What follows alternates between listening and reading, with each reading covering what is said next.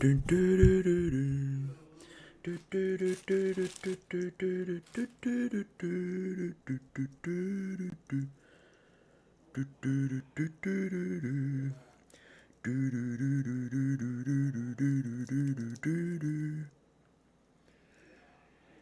leaving the window and the paper in the sky. Dun, dun, dun, dun, dun.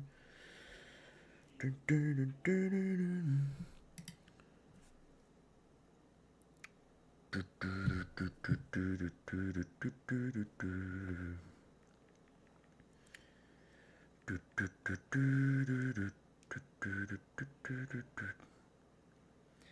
the thief in the window and the paper is gone.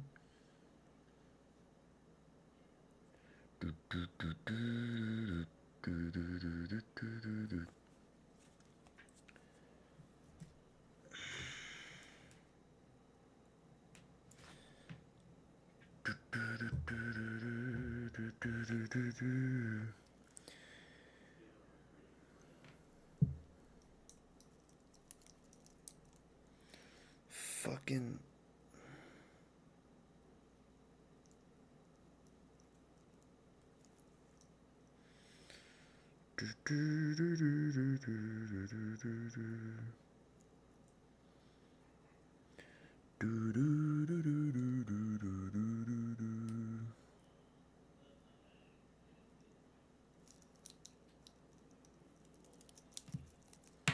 Quillen Sal Guild.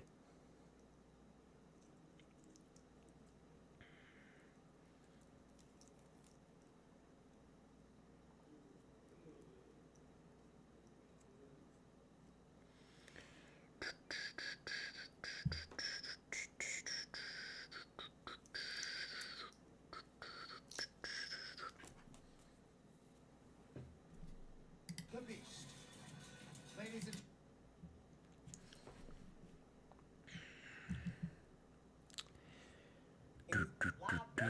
guys in everything. And that's coming from a guy that's in everything. Get a Kevin Hart sports books.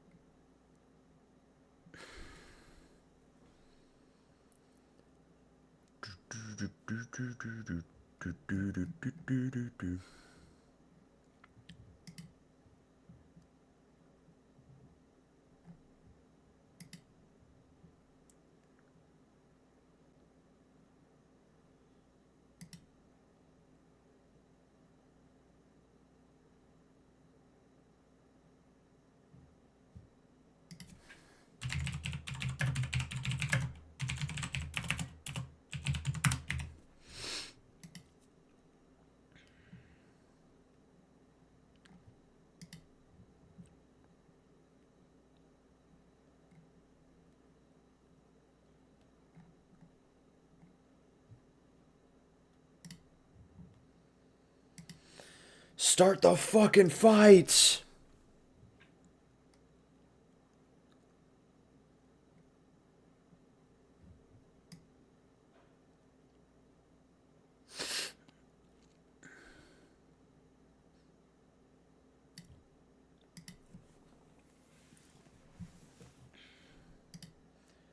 Quillen Salkild. Quillen's up next.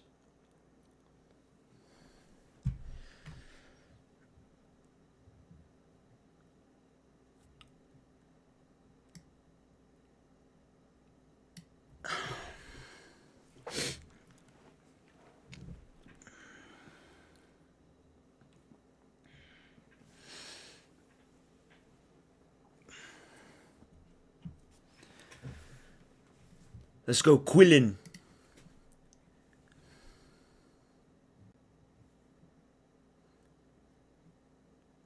Quillen Salkild.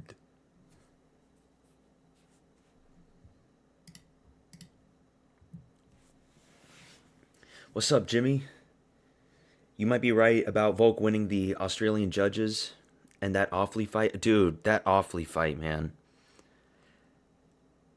I thought Yi Jia won 29-28. I thought, you could have given Ofley the first round based on the takedowns, and, he did rock Yi Jia in the first one. Second round was a clear round for Yi Jia. Third one, I think he also won. Not as clear as the second one, but yeah, that was a robbery. That was a bad one. That was a bad robbery. Yeah, I'm thinking Volk, like, if Diego Lopes does not knock Volk out, Volk's winning the fight. I don't care if it's a masterclass on the feet for Diego Lopes. They're still giving it to Volk. He would have to lose Volk would have to lose every single round and be brutally destroyed in the face, bleeding everywhere, while Diego Lopes has not a single scratch on his face in order for Lopes to win on points. And I just don't see that happening. So I think Volk's going to win tonight. So far as Mikhailov was that was a tough pick. Finney, low IQ pick on my part. I was going back and forth in my head between Malkoun and Finney. I thought Finney was going to do more takedowns and maybe get a ground and pound finish, but he injured his leg. I'm never picking Finney again. Fucking horrible. I should have just stuck with Malkoun. If I had stuck with Malkoun, I would be really good in this card. Because I'm going to get Salkild right. We're going to get BSD right. We're going to get Volk right. The only other fights, like Fiziev, I'm still not completely sure with Fiziev. And Teixeira, we could see Tai Tuivasa chin Teixeira. Teixeira has bad defense. His head movement is non-existent, so I could have done some better picks, to be honest. But Jamie Malarkey's walking out. Let's see. Jamie Malarkey. He is a white man. And Quillen Salkild is only a minority killer so far. He is only the minority killer so far. We don't know if Salkild does good against his fellow Caucasians. Finney is if DC was skinny. Oh, yeah. Finney... There is no division for somebody like Finney. He can't cut weight to fight at welterweight. I mean, like, you would think that he could. Did you know that Finney in the regional scene fought at heavyweight? He weighed up to like 230 pounds. He was even bigger than he was that we see him at middleweight. He was so massive. It was a joke. Finney is immune to chokes because he has no neck. I know. You can't submit him. I don't know if they're going to cut him now. Like, they should just cut him. Just get it over with. We don't want to see him ever again. I was still holding out hope that maybe Finney could knock Malkoun out in the third. He was hitting Malkoun here and there. But nah, dude. It's fucking over for the Finney stands. I want to embrace the meme and I want to pick people that are very funny. Like, I'm always going to be rooting for Chris Barnett. I'm always going to be rooting for these anomalies in the sport. But man, fucking Finney. I'm going to stop doing that. Like, that's a bias that I have. I want one fighter to win, so I make excuses in my head. And that's why I pick them. If I was looking at it from a clear perspective, I would have never picked Finney. I should have just gone with Malkoun, man. Fuck. We're still learning, man. We're still learning based on picking fighters. We're getting better, though. Like, when I started this channel, I was doing pretty bad with picks, but now I'm like, last week, that was good. That was a good card that I had last week. So, if I get all the picks right in the rest of the card, I'll take it, man. 5 fights left. We just need all those green names. That'll be really good. But Quillen Salkild's about to enter the octagon. Remember Quillen Salkild. Quillen Mohammed Salkild, the man that destroyed all of India's dreams, the greatest warrior of Pakistan, is now facing a man that lost his eyebrows in Jamie Malarkey. Isn't he like minus 800?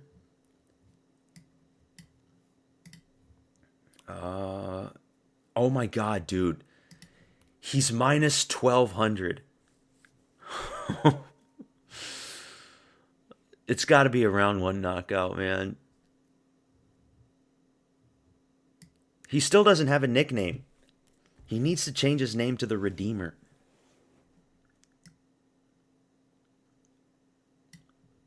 Fuck. Fiziev is now a slight favorite, too. It was the other way around. Roofy was actually the favorite. BSD's minus 400. Volk is only minus 140 at a slight favorite, dude. A lot of people are picking Diego Lopes. I think Guru picked Lopes. And MMA experts picked Lopes. That's scary, dude. I don't see it. In order for him to get a knockout, he's got to close the distance, and Volk doesn't put himself in that pocket. It's rare for Volk to put himself in that pocket. And Lopes is tall, which means he's got to crouch down, which leaves him open. He's not like Topuria's height. I don't see it.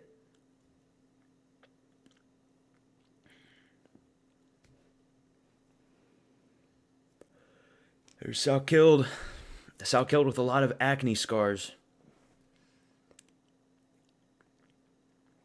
Jamie Malarkey.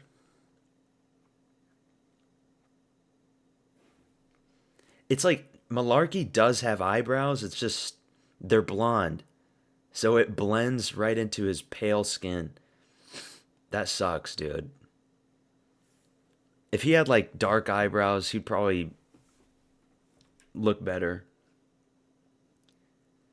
Jamie Malarkey. Fight's about to start. Malarkey's about to shock the world, yeah, cunts. Aussie versus Aussie violence. Minus 1200 favorite for Quillen Salkild.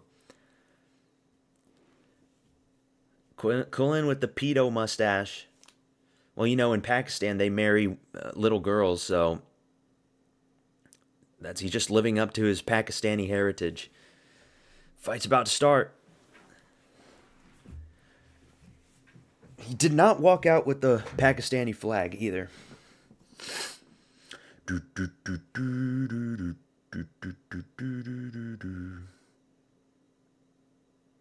Here we go. Round one. Quillen Salkild versus Jamie Malarkey. It's got to be round one. Come on. Can you imagine if Malarkey wins? Inside leg kick for Quillen. And by the way, Quillen, he's a very big lightweight.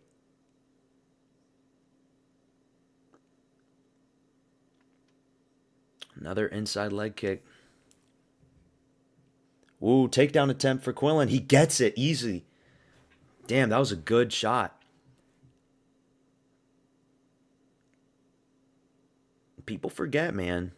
This guy was grappling with Yanal Ashmuz. Who does that? Big elbow from Quillen. But Malarkey fights back.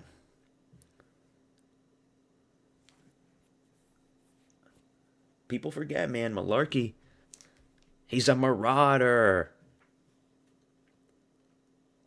Malarkey. Jamie. Oh, Malarkey. Jamie. Takedown from Malarkey. Whoa, what the fuck? Lose to Jamie Malarkey. He's piecing up Quillen. He had good shots against for Malarkey. Imagine if he loses this. Yeah, he is very tall.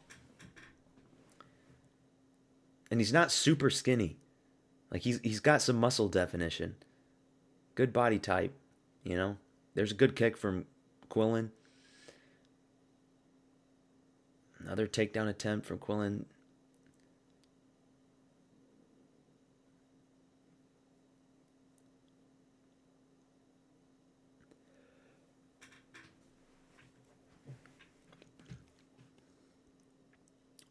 Jamie Malarkey. Jamie Malarkey.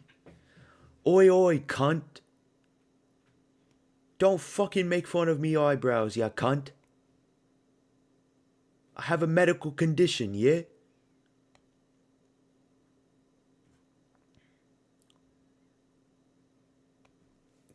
Come on, this should be a round one knockout for you, Quillen. How are you getting smudged by the... Oh my god! Big trip and slam for Quillen. Quillen's got some strength in that frame. Or maybe Jamie just sucks. Rear naked choke attempt. Come on, just finish it. Finish this bum. Easy win for Quillen. Let's go. Oh, that's bad. It's done. Neck crank. It's over. Tap out. He taps out. That's it. Easy. Quillen fucking Sow-killed round one submission. Oh my god. He's good. And I was one of the very few people that picked Quillen Sow-killed to beat Nasrat Haqparast. We are hyped up in Quillen Sow-killed. Hey, he's not just a minority killer. He can kill whites as well. He can damage white people just as he can as all the other ethnic minorities. It's over. Easy win for Quillen Sow-killed. Great win for Quillen Sow-killed. Great name for Sow-killed.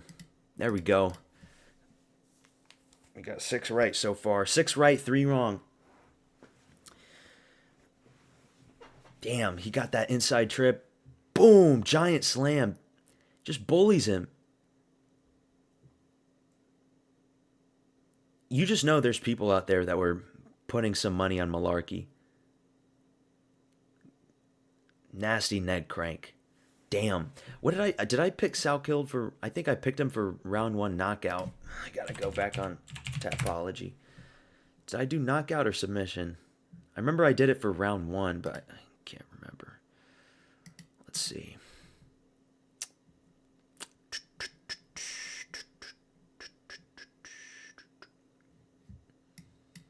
No, I did knockout. That sucks. So close. I should have done submission. Easy fucking win, man.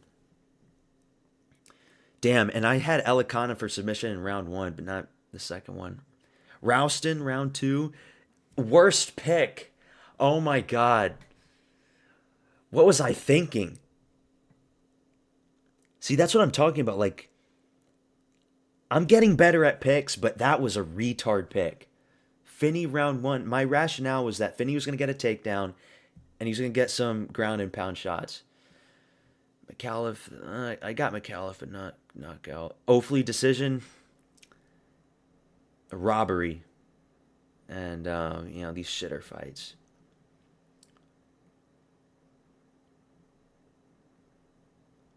Up next, Tuivasa versus Teixeira. Round 1 knockout for Teixeira. Let's go, man. I'm still scared for Teixeira, though. Guilin Salkild. He needs a ranked fighter now. That's 4 in a row. 4 fights in a row. It's time to up the ante. So you know what that means. Michael Chandler, boys. Iron Michael Chandler versus Quillen Salkeld. I'm just kidding. Please do not do that fight. Do not do the Dana White privilege route. Do not go the Paddy Pimblett route. Face more adversity. Face tougher fighters. Earn your way up the right way. Maybe he'll be championship material. So far, he's looking good. Oh yeah, Jimmy, did you hear about Shavkat? Shavkat's done, man. We're probably never gonna see Shavkat again. He's fucking done. I'm gonna make a video about that tomorrow. Shavkat Rachmanov is over. Too many injuries, and if he ever does come back, whoever his opponent is, I'm picking his opponent because just unfortunate injuries, man.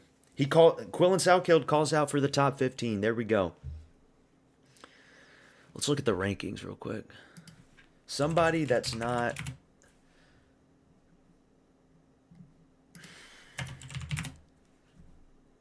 somebody that doesn't have momentum. Not Fares Ziam, not Manuel Torres.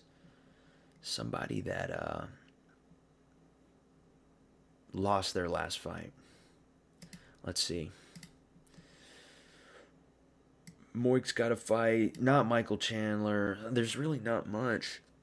Beneil Dariush. Quillen Salkeld versus Beneil Dariush. That's another freebie for Quillen, man. The bottom of lightweight is kind of weird. Ziam and Torres should not fight Quillen because they're both on good winning streaks. They need to fight up. Maybe Gamrot. I don't know. I think Gamrot and Quillen would be a good fight. Because Quillen has grappling.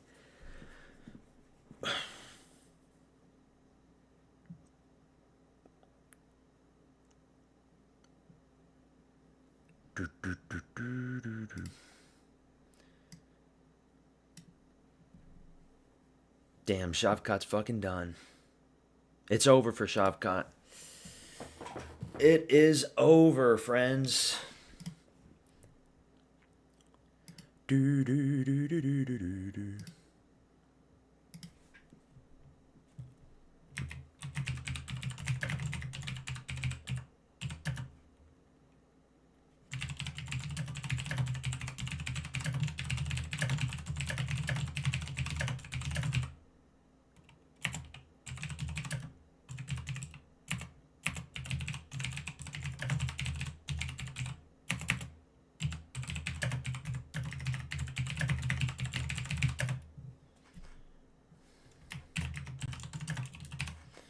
Do, do, do, do, do, do.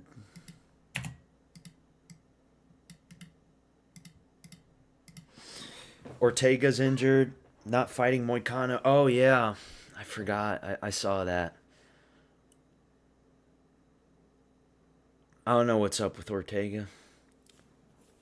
Can't make weight successfully at 145. Moves up to 155. And even if...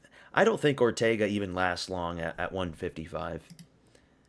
I'm not really hyped up on Moicano anymore, but I would have picked Moicano to beat Ortega for that one. You know.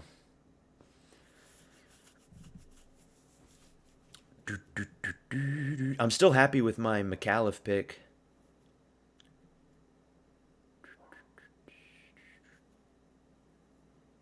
Yeah, that's what I was talking about, Jimmy. Shavkat's done.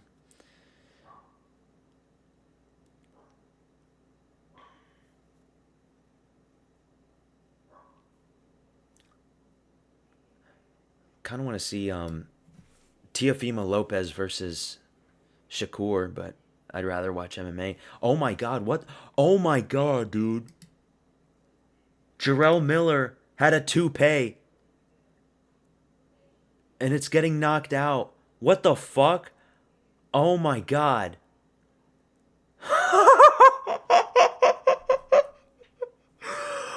Oh my god, dude.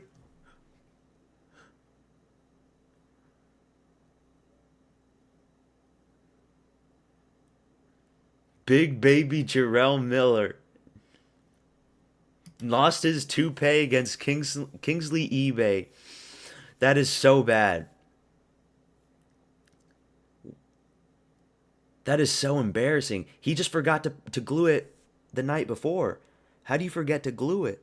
Oh, and then he takes it off. Oh, man. So I guess he won. Dude, I've never seen something like that.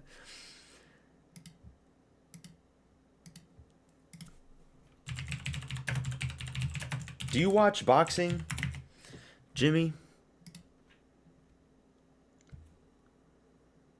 He won by split decision.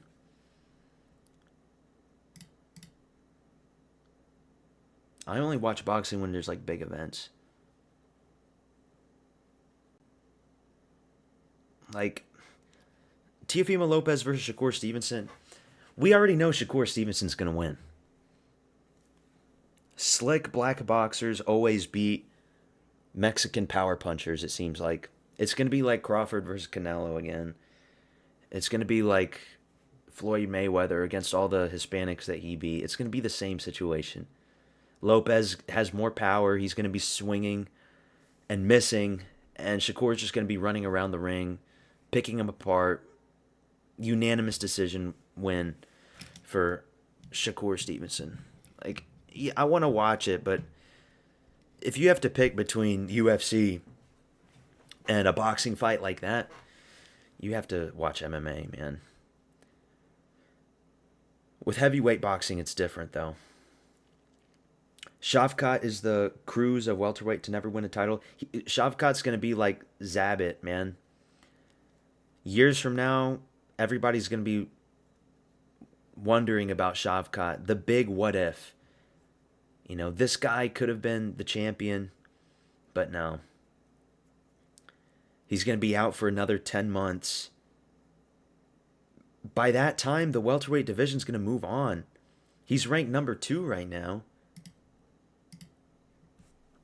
And when he comes back, you know, he's going to have to fight again.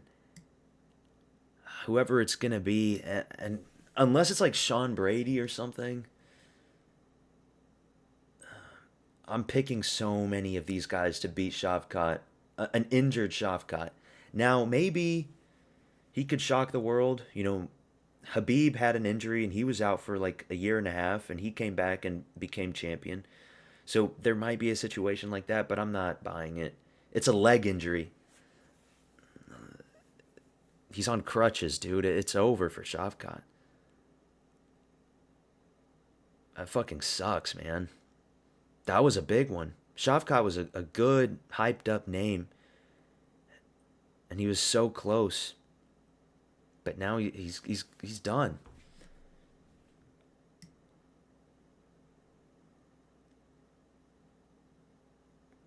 It really is over, man.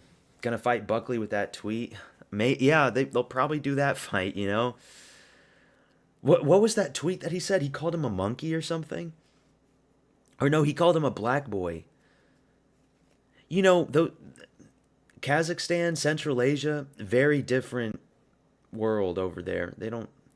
It's not like the West. People don't get canceled over there, you know. Like Shavkat would destroy Buckley in normal circumstances. I just don't know if he'll destroy Buckley a year from now if that fight happens. And Buckley's going to want to fight in the meantime too, so I don't know, man.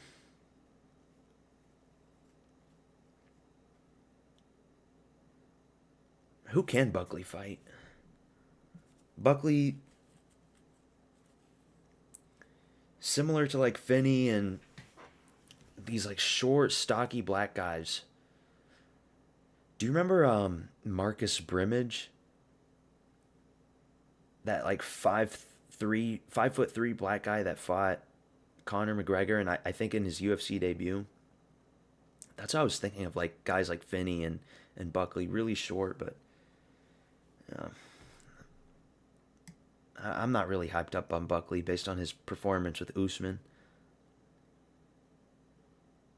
And Bonfim is moving up. I think they might do Bonfim versus Edwards for the UK card coming up. That's what I would do. I think that's a easy fight to make. Even off the bench. What's up, Goofy? What are you talking about?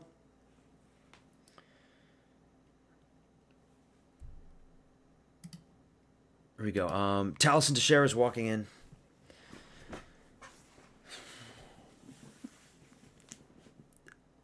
Just how ass is heavy. Taliesin Teixeira is ranked 15. And he's ranked 15 because he beat Justin Tafa and loses to Derek Lewis. That's how horrible heavyweight is, man. This guy shouldn't even be ranked. Welterweight is not deep right now. It's not. It's deep at like the top 5. But everything else, yeah, it's not super deep. Especially now that Shavkat's gone. You know, you still have Morales. You still have some guys moving up. Gary, you know, Prates. So those 3, really. And unfortunately, it does seem like the fight between Islam and Usman is going to go through. I kind of have a feeling they're not going to do Gary, and they're not going to do Morales, right? Not yet, at least. It seems like that fight actually is going to happen, sadly. An almost 40-year-old Kamaru Usman.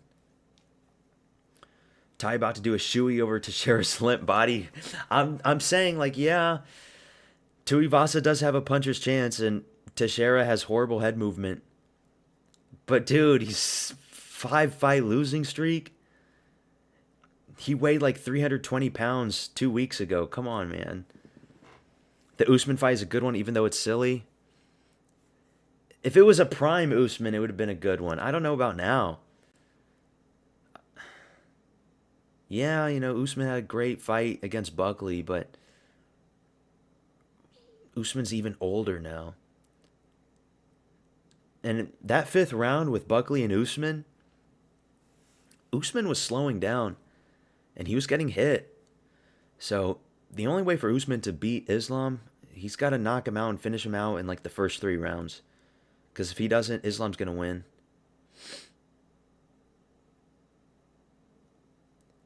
Me and Guru rolling with Ty and Diego. Yeah, I saw Guru's picks. Dude, Guru, I thought Guru was going to miss his picks.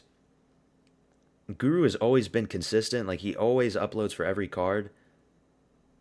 But I was like, wait, he didn't upload for this one just yet. But no, I saw it. He uploaded this morning. Yeah, you know, Ty could get it done. But I think Teixeira's got it. I think Teixeira's got big, powerful kicks. He needs to throw a big, powerful head kick, knock Ty out. He threw a big, powerful head kick against Justin Tafa. And I'm also thinking, like, you know, you beat one little fat Samoan in Justin Tafa, you can beat a second guy. The only reason Tuivasa's still in the UFC is because he has an entertaining personality. If they cut Martin Buday, who was 7-1, 7-1 in the UFC, they cut Martin Buday. They cut Jairzinho Rosenstrike. But they didn't cut Tai Tuivasa on a 5-fight losing streak. Why? Because he does shoeys.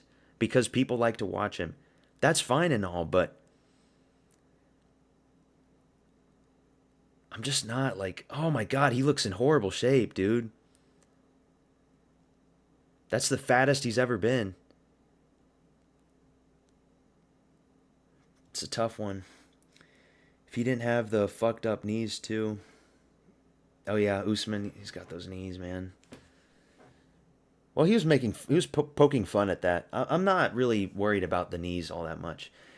They need to build up that Islam legacy. Usman is so washed, but Gary gets taken down. Shavkat is the best fight, but he is unreliable to show up. Yeah, Shavkat's done. In case you didn't follow the news, Goofy, Shavkat's not going to be fighting for like the next 10 months. He's on crutches. He's got injured again. Shavkat's done. But Gary,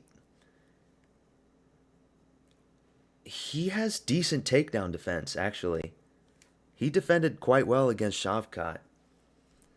And if Gary versus Islam happens, that would be the biggest and tallest fighter that Islam has ever faced.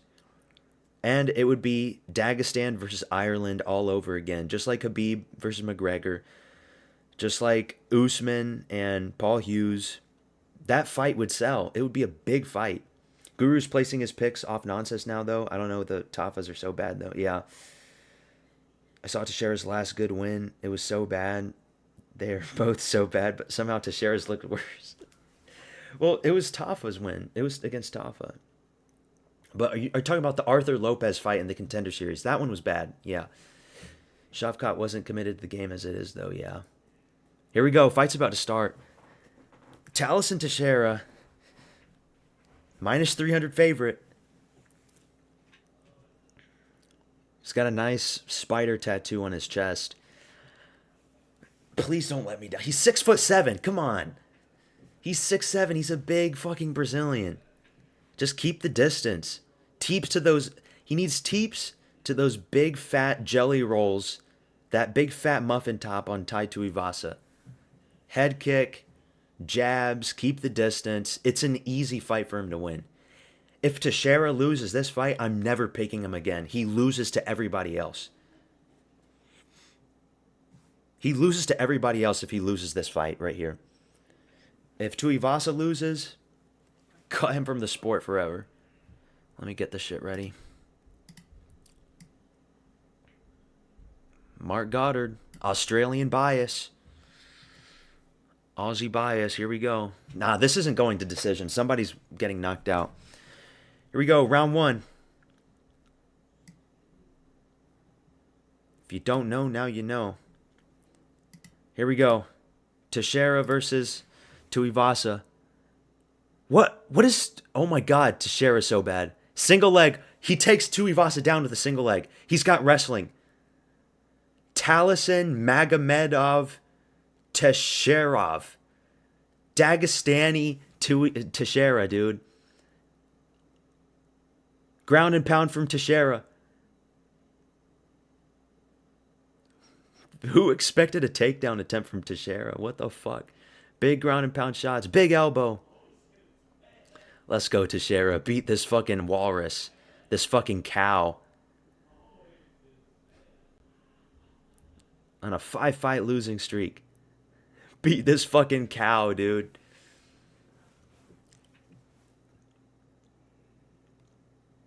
Crowd's already booing.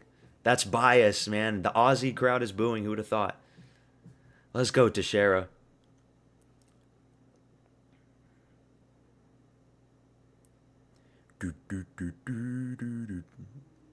Oh, back on their feet. Take him down again. Dude, Tuivasa is so fat. He's probably like 290 pounds right there. Look at all that jiggle, man. He's doing the Aussie truffle shuffle. Another takedown. There we go. Tripped him down. Full mount for... Full mount. Elbows. Let's go. Big truffle shuffle movements for Tuivasa. But Teixeira's not really landing any big shots. Put him on his stomach.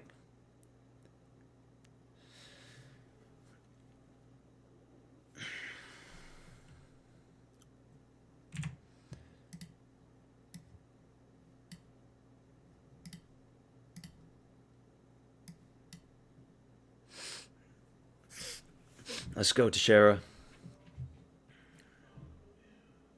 We have Taliesin Magomed Shapirov, before GTA 6. Who would have thought? Who would have thought that Taliesin Teixeira has grappling? That's news to me. I thought he was just a striker. Stand him up, Mark. Stand him up, Mark. Those shots are missing. Elbow to the back of the head.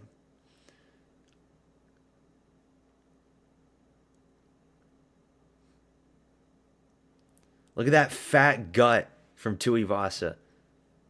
You just know Tuivasa has the most disgusting, most smelliest belly button lint in the entire roster.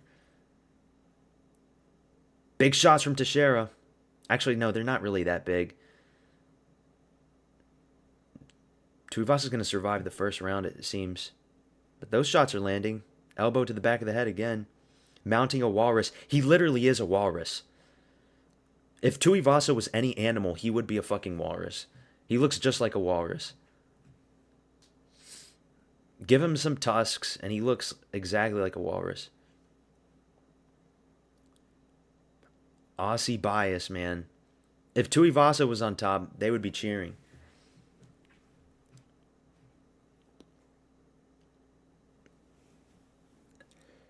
Just Tuivasa's got his hand...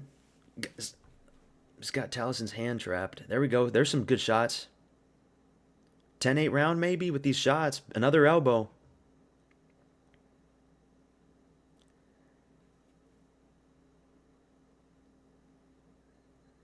Alhamdulillah, Bismillah, Taliesin Teixeira. Oh, Teixeira's up. Big knee. Oh, shit. Here he comes. They're on their feet. 48 seconds again. Tuivasa's going to close the distance. They're in the clinch. Talison's trying to wrestle. Let's go, Ty. Let's go, Tay. Tai Tuivasa, dude, his back... Was his back always that hairy? He's looking like a Middle Eastern man with that back hair, man. He's looking like Hamdi Abdul Wahab with that fucking gorilla fur. 10 seconds left.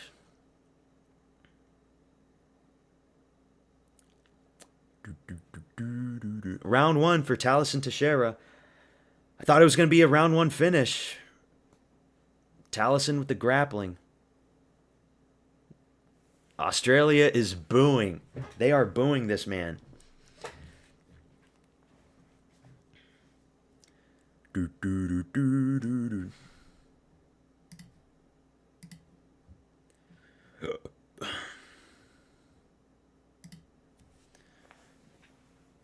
I did not expect that for Taliesin, the first one, man. He could still get chinned. Taliesin could still get chinned, though.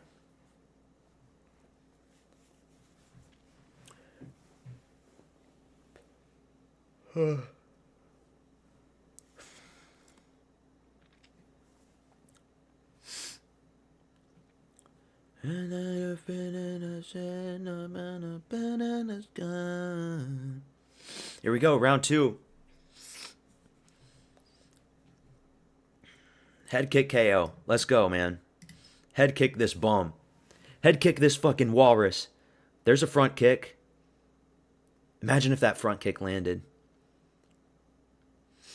Ty's looking very sweaty. Big leg kick miss from Ty. I don't know how Ty is so unathletic, it's insane. He only made it because he's a fat Samoan. He's just a fat-ass Samoan that knocked out Greg Hardy and Augusto Sakai and Derek Lewis with the elbow. And because of that, he got up to this point. Dude, if Ty had knocked out Cyril Gane in that fight, he would have faced John Jones. Could you fucking imagine that? Spinning elbow misses from Taliesin. They're swinging, man.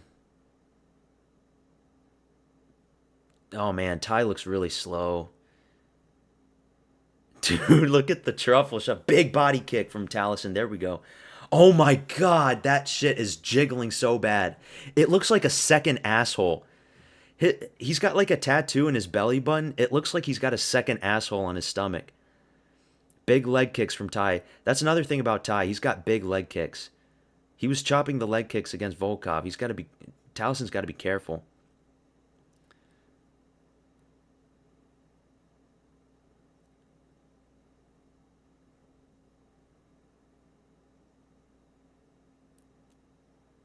Another big leg kick, man, from Ty. He's going to chop down the tree. Big overhand from Ty, but Talison eats it. That head kick was blocked. Boom. Oh my god, dude. Ty was eating those shots and then Talison gets the takedown. Dude, Ty was just eating those shots. He didn't give a fuck.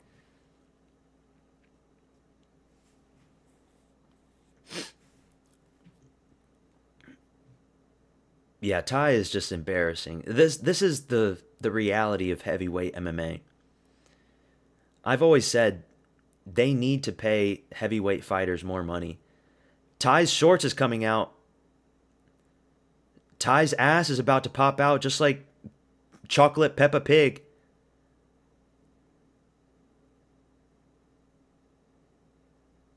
Instead of chocolate Peppa Pig, we've got the Aussie fucking manatee here. His ass is about to pop out. Talison's on full mount again. We're going to see Talison Teixeira win unanimous decision, dude. Who would have ever predicted a unanimous decision win for Talison Teixeira? Come on, do an Ezekiel choke. Do an Ezekiel choke like Volkov.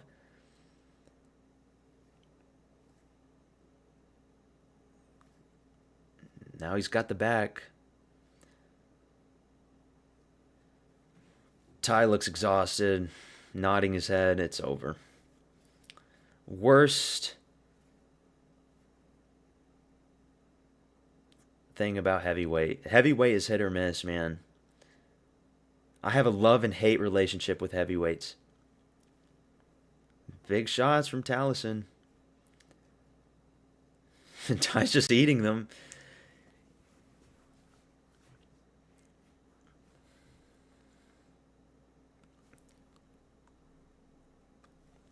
Get a ground and pound finish, man.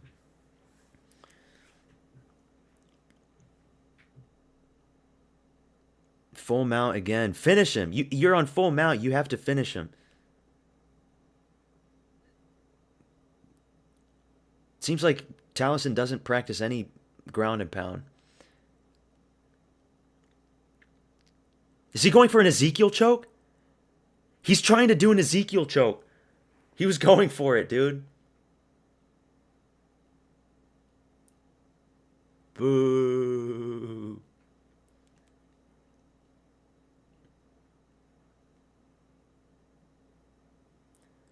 Oh, Tai Tuivasa.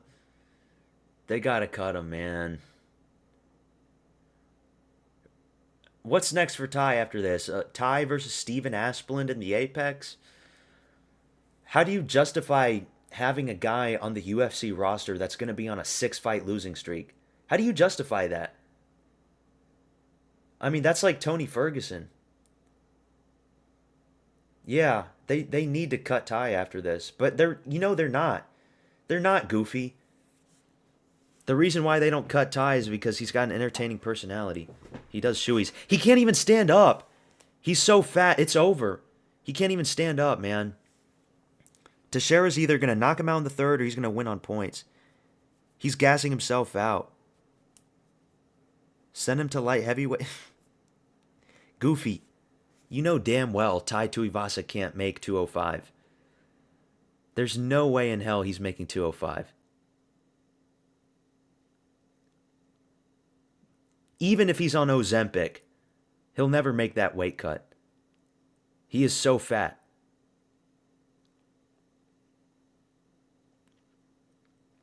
And I'm like, even if Talison wins this, I'm still not impressed with him. Has no urgency, no finishing potential on the ground. And remember, he still doesn't have good striking defense. No head movement. Still not hyped on him, even if he wins this. It's more so because Tai is just complete garbage at this point. Here we go, third round. He needs to be introduced to David Goggins. Not even David will help him. Leg kicks from Tai.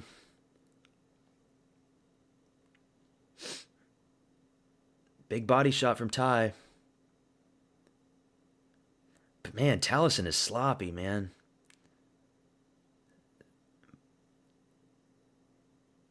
There we go. Those big teeps to the body. Slow down this fucking walrus.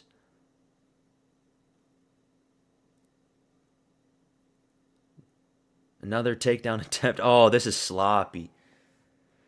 This is so bad from both guys. Big knee from Taliesin to the body. Big shots from Tuivasa.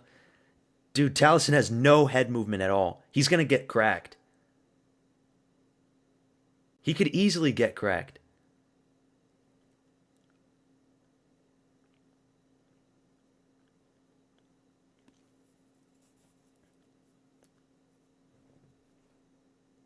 Tuivasa up against the cage. Wasting time. He's going to lose the fight on points. He needs to break. The only chance he has is knocking Taliesin out. Look at all that fat, man. That is Mississippi Golden Corral type of fat right there from Tai Tuivasa. That is really, really fat.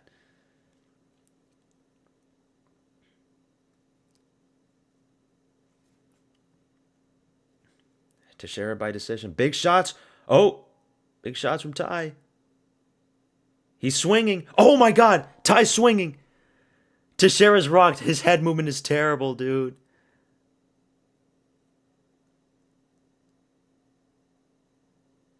Oh, big shots from Teixeira, but Tai doesn't give a fuck. Let's go. Let's go, Tai. Oh my God, Tai's cracking him. He's going to knock him out. Oh my God.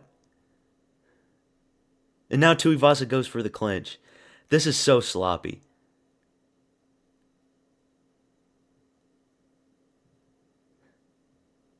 The state of heavyweight, dude. Only because Teixeira's 6'8", he's made it this far in the UFC. And by this far, I mean literally knocking out Justin Tafa and becoming a ranked heavyweight. Oh my God, what a fucking slop fest, dude. Big elbows from Tai. 2 minutes left. Taliesin's looking at the clock.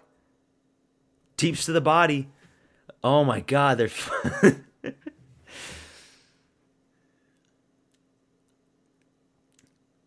Tai's face, his nose is busted. Why is he clinching? Because he's exhausted. He's fucking dumb. And he goes for the clinch again. He's just going to run down the clock and lose on points.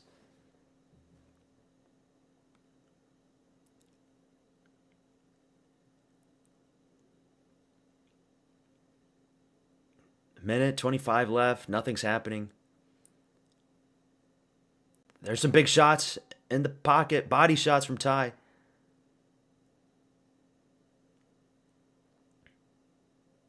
And then he just stalls again in the clinch. And he's bleeding a lot from his nose. But dude, Taliesin Teixeira is dog shit himself. Taliesin Teixeira loses to so many heavyweights.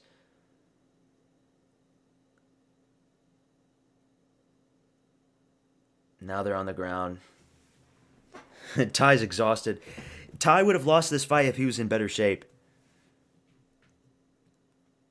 Fucking slop, man. Heavyweight slop.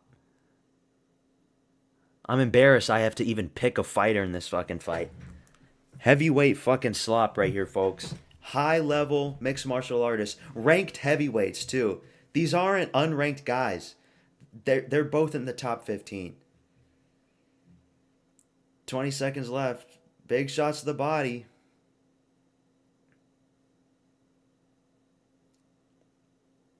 They're going to give it to Tai, aren't they? Because it's in Australia? Oh my God, this is terrible, dude. It's over. Fuck. That shit sucked.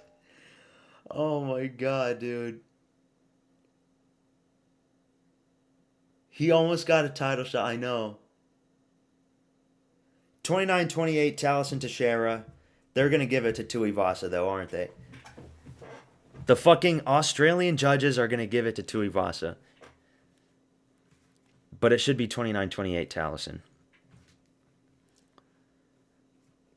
What a fucking embarrassing shit fest, man.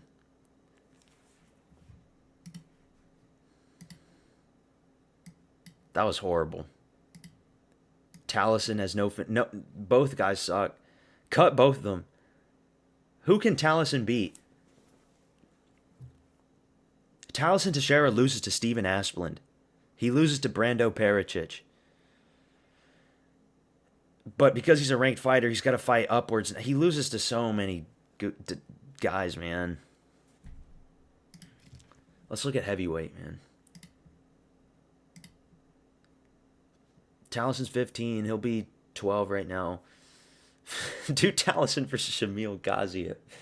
He already lost to Lewis. He loses to Delija. Delija has fast hands. He loses to Tybura. Even an old, washed-up, 40-year-old Tybura probably loses to Spivak. Definitely loses to Almeida. Loses to everybody in the top 5. It's over.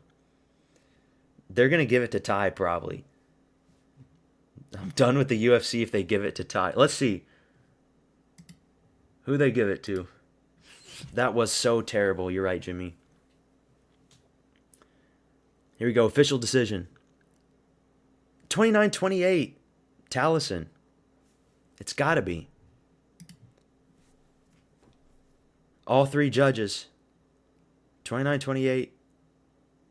Taliesin, come on. Yeah, okay.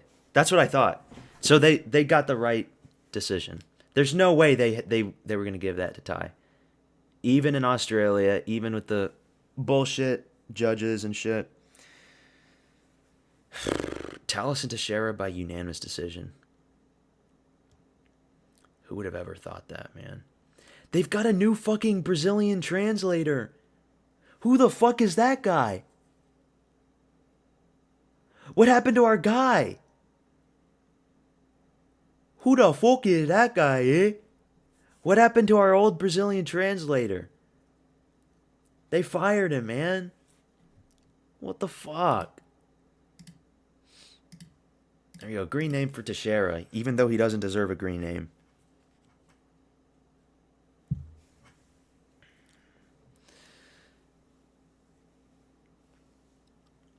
Yeah, where's the guy with the hair? I don't know. Maybe he's sick, or maybe he didn't want to go to Australia. There's no way they fired him. That guy was so good. That guy was like the best translator.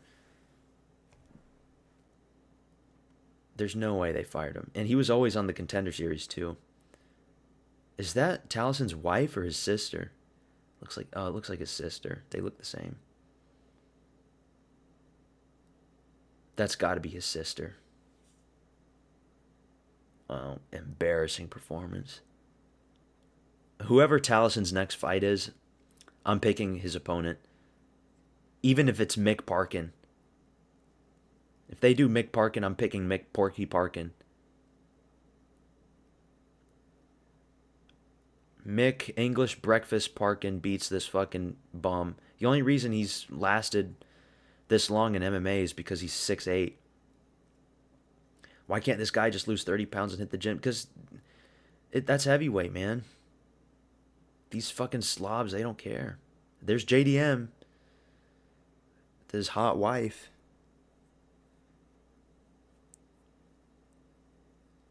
I still can't believe I picked JDM to beat Islam Makhachev, man. That was probably one of my worst picks on my channel's history. Damn, Sydney, Australia. It's got a good skyline. Yeah, if Taliesin was in shape and had a six-pack and... Like, Taliesin could make 205. You know? He'd be really jacked. He'd be faster, too, without having to carry all that flab Because I know he's tall, but he carries all that flab. Oh shit, we got Fiziev next. Fiziev versus Rufy. This is the fight that was the toughest to pick. I could see either guy winning. Fiziev versus Rufy, BSD, and then the main event. We just got 3 good fights left. We are done with all the shitter fights. At least the good fights are coming up now, yeah. You got the good ones now.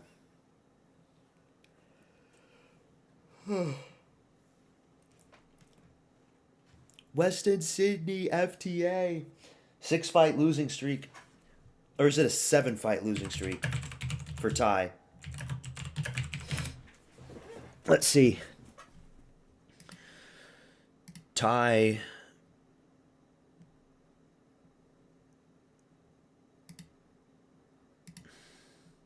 One, 2, 3, 4, 5, and now 6. If they don't cut this fucking guy, man. He fought in 2017. 3-fight winning streak. Then goes on a 3-fight losing streak. Loses to Blagoy Ivanov. You do not want to lose to Blagoy Ivanov. And then people got hyped on him, man. Knocked out 6'11" Stefan Struve. Harry Hunsucker. The Greg Hardy knockout was great. I think that was in McGregor versus Poirier 2. Augusto Sakai, another fat bum. Derek Lewis, he was on a 5-fight winning streak. If he had beaten Cyril Gane, he would have fought John Jones for the vacant belt. Can you fucking believe that? He was that close to fighting John Jones. That is so embarrassing. Cyril Gane, Pavlovich, Volkov, Tybura, Rosenstrike, and now Taliesin Teixeira. It's done. It's over. He doesn't beat anybody.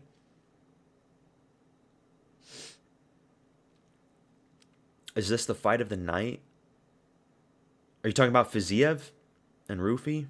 Maybe. We'll see. Taliesin is hot trash. Can't compete with those guys who have decent striking. Yeah. Yeah, Taliesin's going to lose his next fight.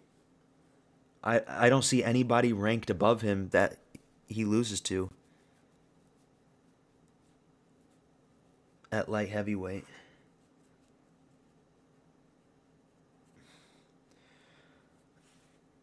Like, how old is Tybura?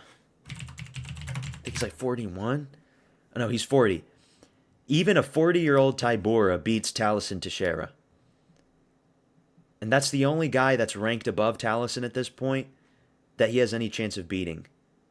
And he still loses to Tybura. So, Taliesin's next fight, make sure you pick his opponent. And that's easy money right there.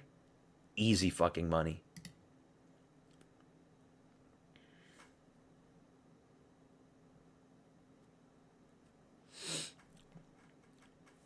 I got Fiziev by decision. And if Rufy wins, he's going to win by decision as well. I don't think anybody's getting knocked out in this fight. I think they're both good that they're not going to get chinned. Even though Rufy did get chinned back in the day in the regional scene. He left his chin wide open, so maybe. Maybe. Also, Fiziev, he looks like in the best shape he's ever been.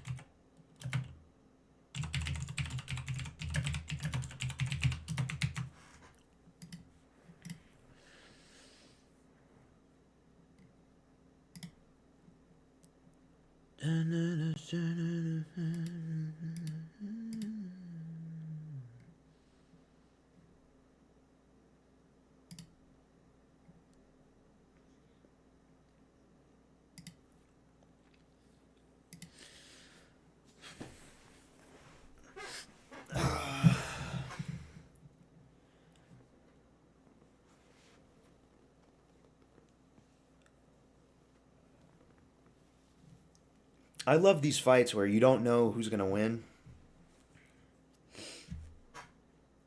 I don't think this fight coming up, I don't think it's going to be a masterclass on either guy. It's probably going to be a close split decision, if anything. I'm just thinking like Fiziev, he outstruck and outsmarted a 6'3" Ignacio Bahamondes, who was a very good striker himself. He could do that to Ignacio. He could do the same to Rufy. Rufy, he hasn't fought anybody noticeable except for BSD, and then he lost that fight. He beat Malarkey, who's a bum. He beat Bobby Green with the spinning wheel kick. Great knockout. And then James Lontop, who is garbage. I'm sorry, James Lontop is garbage. And I know he was overweight in that fight, but still, it's not always about the weight either. It's about technique, and Fiziev has the best technique. Dare I say, better technique than even BSD. At least in the striking department. So I think the Fiziev pick hopefully is gonna go well for me.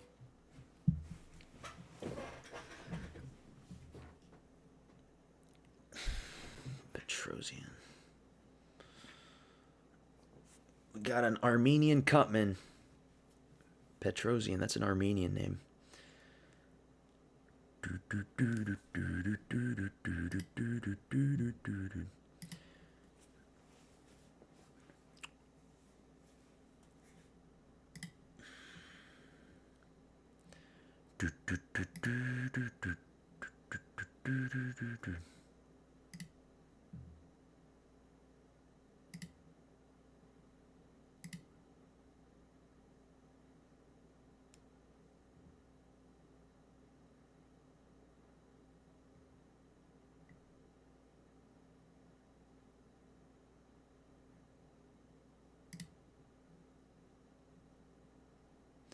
I'm on the streets under fire.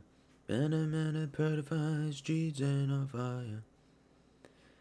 Na na na na na na na na na na na na.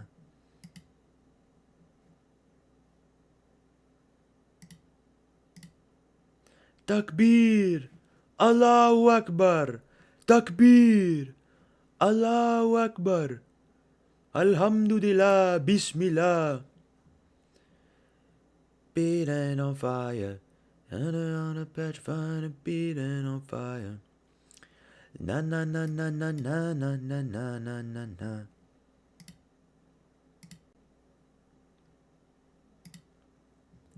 Fiziev, the Azerbaijani Ragnar Lothbrok. Fiziev is so underrated. He is. I'm just saying, like, Gaethje was his kryptonite. Fine. Everybody has their kryptonite. The Gamrot fight was an unfortunate injury. Could have happened to anybody. But this guy, Fiziev, was supposed to be the next big thing at 155. He was. He came back with the Bahamondes fight. Now he's fighting down again. If he beats Rufy in this one, he needs to fight a big name next. Somebody in the top 10. Get him back up there. He's still a real contender.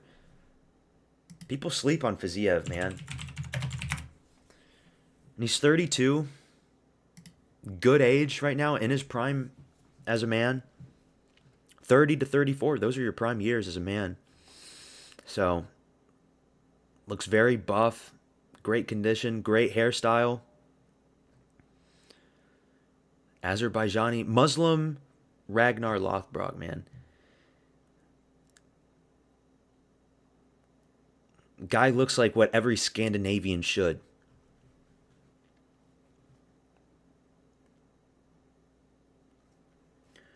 Seaman on fire.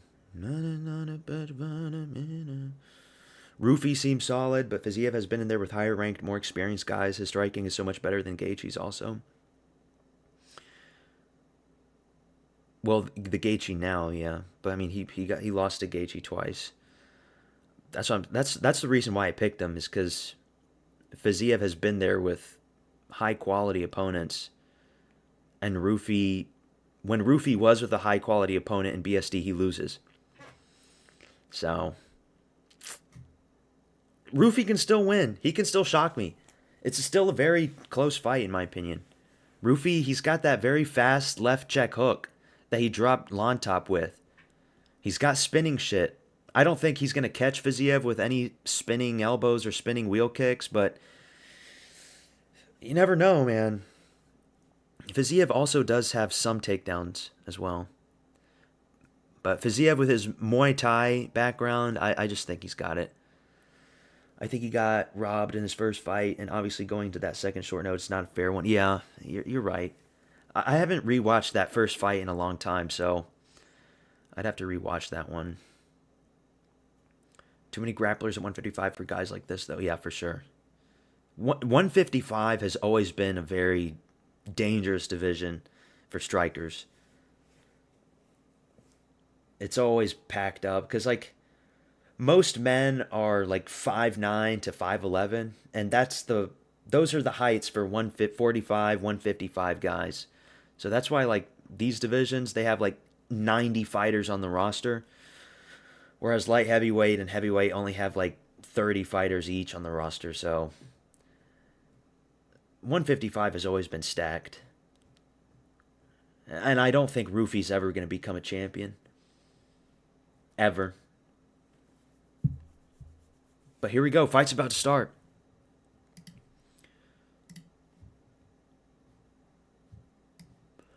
On fire.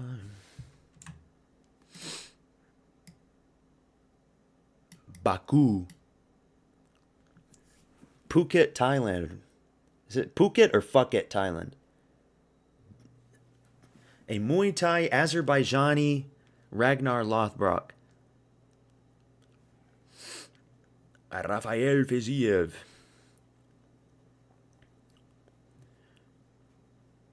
Dan Mogahedi.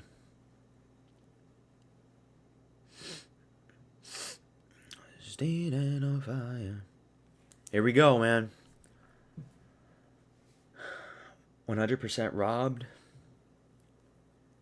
Are you talking about Fiziev Gaethje 1? Here we go, round 1. Rafael Fiziev versus Mauricio Rufy. This should be a good one. There he goes with the leg kicks for Fiziev. And that's the thing with Fiziev. He always likes to switch his stances back and forth.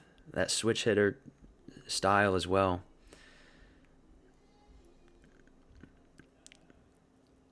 Rufy's dodging those leg kicks good so far.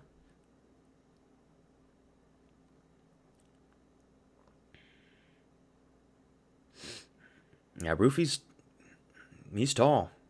He's got the height, he's got the reach. But we saw Fiziev neutralize that with Bahamondes, so. Orthodox for... Oh, there's a one for Fiziev. I think this is just going to be a 3-round chess match. I don't see any big knockouts happening in this one, to be honest. 3-round chess match. Maybe Rufy wins 1 round, 29-28 for Fiziev. That's probably what I'm thinking. 155 is the best division by far. Yeah, I agree. Oh, and the clinch. Rufy defends that. But so far, Fiziev's the one that's being aggressive. He's got to be careful. There's a good leg kick from Fiziev. Flying knee attempt from Rufy, but it misses. Another good leg kick from Fiziev. There's that Muay Thai, man. That Muay Thai. Body shot from Fiziev. They're in the clinch.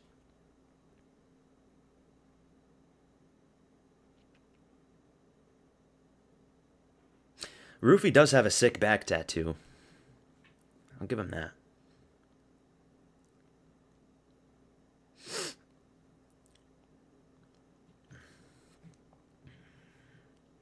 They're still in the clinch. Rufy's got like some... Oh, there's a big body kick from Fiziev. Rufy's calf is already red.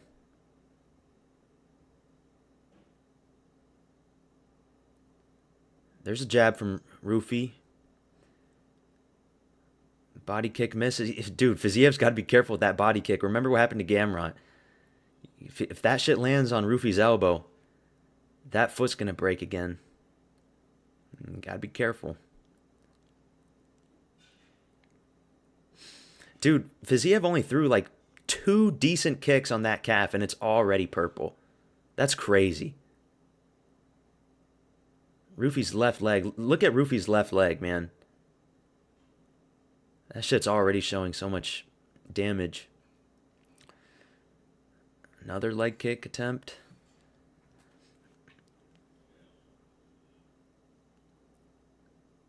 It's got to be careful with the check hook. When Fiziev's coming in, be careful, Fiziev.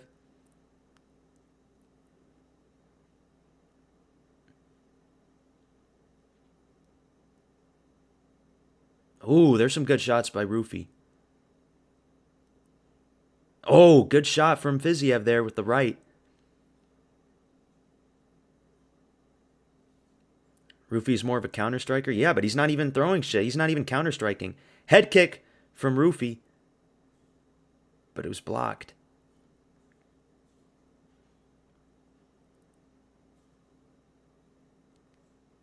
Rufy's dangerous still, remember. Rufy's like a praying mantis. He strikes fast. There's a big body kick from Fiziev. He strikes fast and he can catch you off guard. So that head kick was snappy, dude. That was a good snappy head kick from Rufy.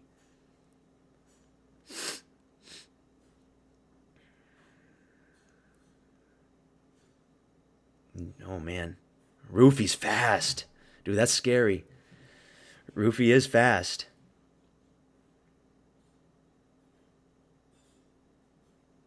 Body shot from Fiziev. The first kick he landed did so much damage. Rufy's doing good now. He's throwing more shots.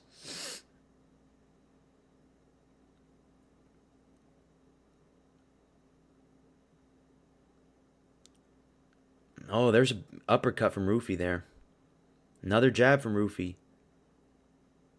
Rufy did good at the end of the first, man. They might give this round to Rufy, even though that was a close round. I don't know who won that. That was close.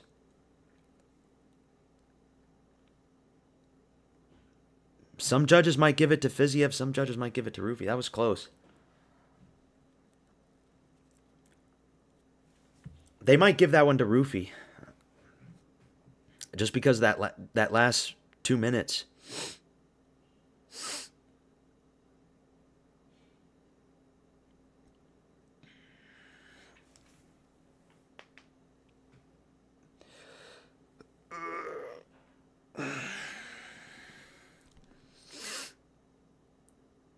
Dude, that head kick, oh my God.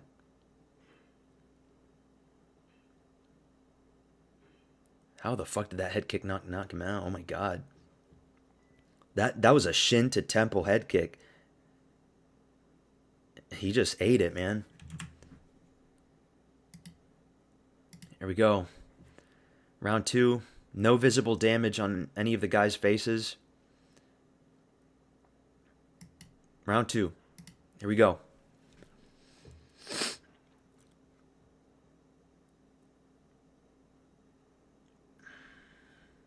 Another body kick from Fiziev. Head kick attempt from Fiziev. Misses. Rufy has a piston jab, man. That's a fast fucking jab. Spinning back kick to Fiziev's body from Rufy. Another body kick from Fiziev. He needs to go for that calf again.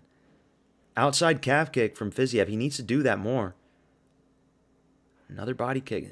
Yeah, the body kicks are good, but like, focus on that calf, man.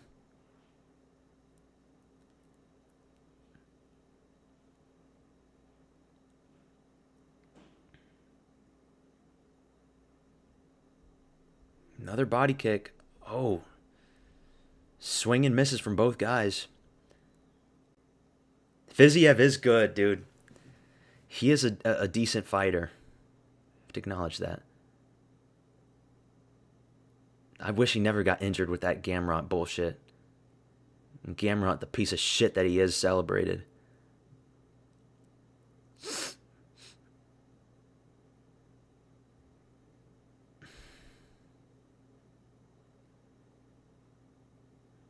This is a chess match right here, man. These are these fights where it's a chess match.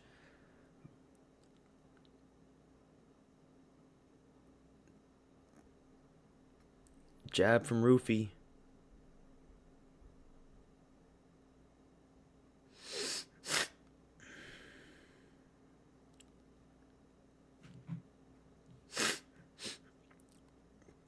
Come on, Fiziev. Big meaty hooks, Fiziev. Big meaty hooks. I say that and he's going to get countered by a check hook. Throw a head kick. You could throw a head kick.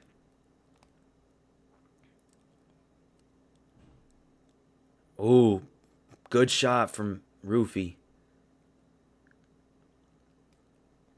But Fiziev is the one that's aggressive. Oh, spinning wheel kick attempt from Fiziev. Barely misses. Jab from Rufy again.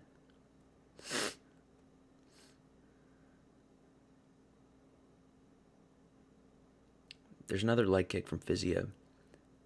He needs more, though. I don't know how the judges are going to score this fight. Because, like, both guys are landing. Both guys are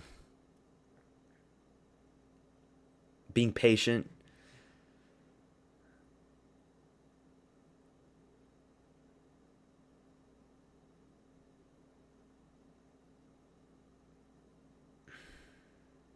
They're going to give it to Rufy, probably. Oh, big shot from Rufy there.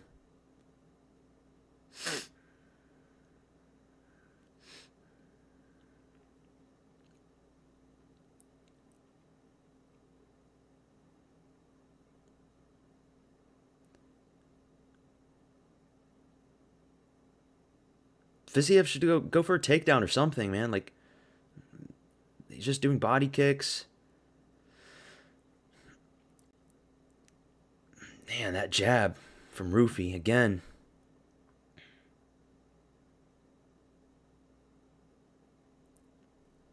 Oh! Oh, he just rocked. Oh, my God. He just rocked Fiziev. Fiziev is hurt so bad. Rufy just rocked him. Oh, my God, he's going to knock him out. It's over. It's over. Oh, my God.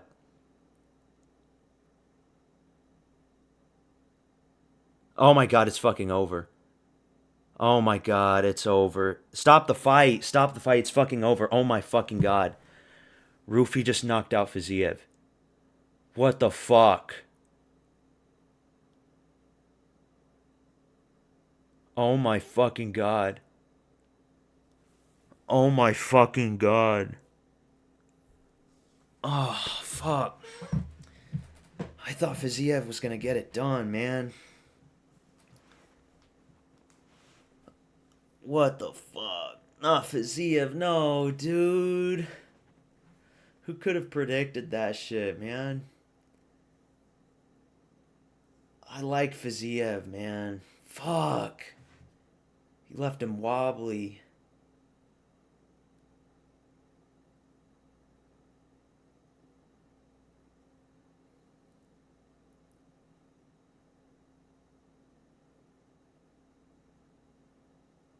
It's over. Yeah, Fizzy is a little small. It's over for the Fizzy boys. Fuck.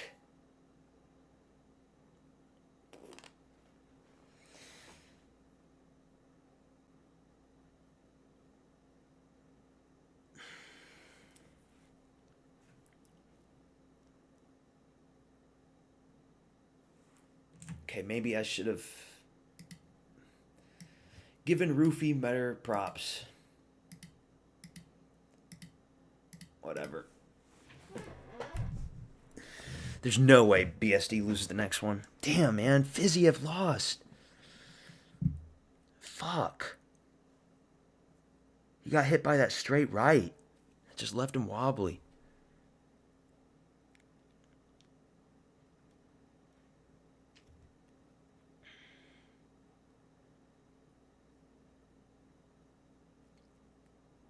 Fuck, man.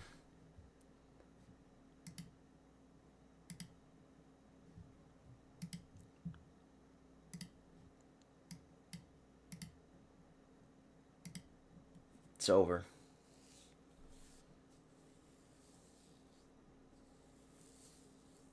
No crafty vet pick for that one. Roofy is good against strikers. So, I guess I'll be picking Roofy from here on out against strikers. Yeah, man, he fucked up Fiziev that bad.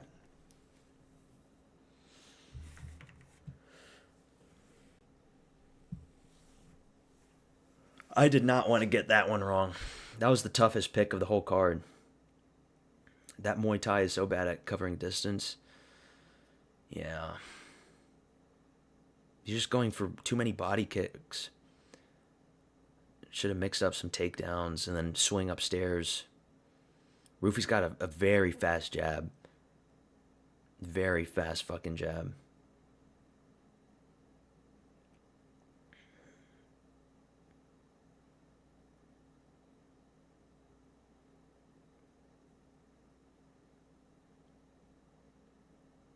I think that's the first time Fiziev got knocked out, right?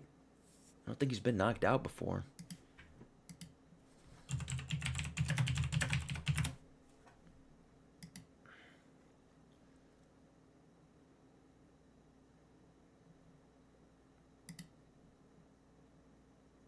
I know he got knocked out a long time ago.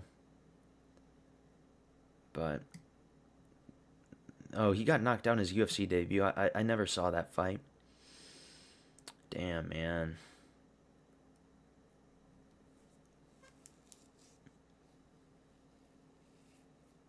That lead switch is so nice, but he's just so small in ring presence versus a much rangier striker. Yeah, he's small. I thought he was going to beat Roofy the way he beat Bahamondes, but no, Roofy's just much better. Roofy's got a lot of different tools in his arsenal. Such a tough fight to pick. These are the types of fights that I want to pick right more than any other. Damn. It's over for Fiziev. It's gonna have to be back in the win column, and at that point, I don't know. Feels like Fizzy isn't that dangerous. Yeah. When's the last time he got that knockout against RDA, but that was like in the 5th round. He got the spinning wheel kick with Brad Riddell. Knocked out Moicano back in the day. That was a good one. Fuck. I wanted to get that one right. Like, Gaethje's there to get hit. Yeah.